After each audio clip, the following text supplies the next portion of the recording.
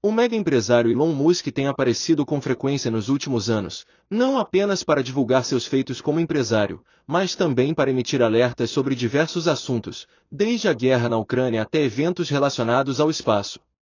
Seu aviso mais recente envolve o Sol. Hoje, vamos tentar entender o que Elon Musk quis dizer sobre as tempestades geomagnéticas causadas pelo Sol e compreender melhor esse fenômeno que ocorre durante os ciclos solares. O Sol é uma estrela classificada como anã amarela e existe há aproximadamente 4,6 bilhões de anos. Sua massa é 332.900 vezes maior que a da Terra, e seu volume é cerca de 1,3 milhões de vezes maior. Ele está a uma distância de 150 milhões de quilômetros da Terra, ou seja, uma unidade astronômica, como é comumente referenciado na astronomia.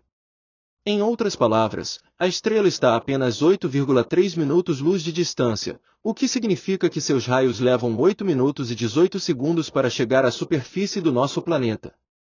Se fosse possível somar o Sol, os planetas, os cometas, os asteroides e todos os satélites naturais do Sistema Solar em uma única massa, nossa estrela seria responsável por 99,6% de toda essa massa combinada. Incrível, não é? De que é composto o Sol? Ele é formado principalmente por hidrogênio, que representa cerca de 74% de sua massa e 92% de seu volume, e por hélio, que compõe 24% de sua massa e 7% do volume. Os outros elementos presentes incluem oxigênio, ferro, níquel, enxofre, silício, magnésio, neônio, cálcio e cromo. O Sol não é sólido, como os planetas rochosos, mas é um plasma extremamente denso que gera uma gravidade tão forte que consegue manter todos esses elementos juntos e ativos. Estima-se que a temperatura da superfície do Sol seja de aproximadamente 5.780 Kelvin. Convertendo para Celsius, isso equivale a cerca de 5.506,85 graus. E nós aqui reclamando de um calorzinho de 40 graus, né? Você sabe me dizer qual é a cor do Sol? Bom, normalmente, quando olhamos para o nosso astro-rei, vemos uma cor amarela, certo? Às vezes, dependendo da hora, localização geográfica ou época do ano, o enxergamos em tons de vermelho ou laranja, especialmente ao entardecer. Mas, na verdade, o Sol não tem nenhuma dessas cores, ele é branco. Sim, o Sol é branco. As diferentes tonalidades que percebemos são causadas pela atmosfera da Terra, que é um elemento importante no tema de hoje. Mas já você entenderá o porquê. Os componentes da atmosfera, principalmente os cristais de água presentes nela, são os responsáveis por vermos o céu azul, quando na realidade ele é escuro, como observamos à noite. Isso acontece porque os raios solares criam a ilusão do azul ao atravessarem essas partículas de água. Quanto mais alto subimos, mais escura fica a nossa abóbada celestial. Para compreender melhor o que está por vir, é importante entendermos algumas características do nosso astro-rei, especialmente o que acontece em sua superfície. Vamos começar pelas erupções solares, que são explosões resultantes de mudanças repentinas no campo magnético do Sol. Gases emergem da superfície e são lançados na coroa solar, onde atingem temperaturas superiores a 1,5 milhão de graus Celsius, formando arcos conhecidos como anéis coronais. Depois, esses gases esfriam e voltam a se chocar com o Sol, a uma velocidade próxima de 100 km por segundo.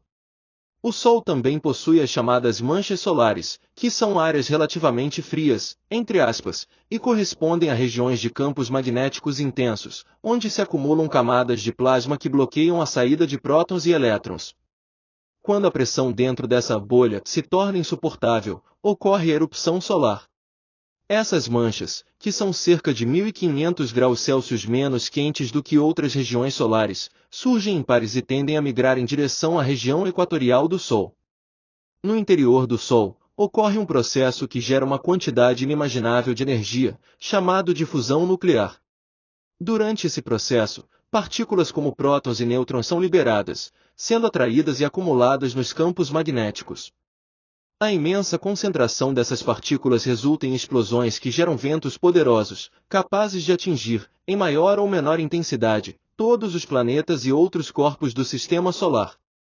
Esse fenômeno é conhecido como tempestade solar, ocorrendo dentro de um ciclo solar de 11 anos. Com exceção de Vênus e Marte, todos os planetas possuem um campo magnético ao seu redor, chamado de magnetosfera, gerado pelo movimento de metais derretidos em seu interior. A magnetosfera da Terra, por exemplo, está localizada acima da atmosfera e é responsável por um dos fenômenos mais belos do planeta, a aurora boreal, que ocorre devido às tempestades solares. Quanto ao impacto das tempestades solares em nós, seres humanos, ele é mínimo, já que essas partículas são rápidas demais para afetar nossas células de forma significativa. No entanto, se essas tempestades fossem mais duradouras, seria prudente evitar sair de casa. Às vezes, uma tempestade solar pode estar acontecendo sem que percebamos, mas equipamentos como satélites, bússolas, radares e outros dispositivos eletrônicos podem ser afetados. Em fevereiro de 2022, uma tempestade solar mais intensa do que o esperado para o período causou grandes prejuízos financeiros. Embora o ciclo solar de 11 anos seja esperado entre 2023 e 2024, essa tempestade provocou a destruição de 49 satélites da empresa Starlink, pertencente à SpaceX. O calor gerado foi tão intenso que esses satélites foram danificados poucos dias após o lançamento. Felizmente, não houve vítimas, mas os danos chegaram à casa dos milhões de dólares. A Starlink já havia lançado cerca de 2.000 satélites em órbita, formando um rastro luminoso que, por vezes, confundiu pessoas, fazendo-as acreditar que se tratava de uma invasão alienígena. Esses satélites têm como objetivo fornecer acesso à internet de alta velocidade em qualquer parte do planeta, conforme descrito no site da empresa. Em agosto de 2022, outra tempestade solar ocorreu, com ventos solares de até 600 km por segundo. O Observatório do Clima Espacial Profundo, DSCOVR, da NASA, relatou que as correntes de vento começaram de forma moderada e foram ganhando força ao longo do dia. O evento foi registrado em 7 de agosto, e os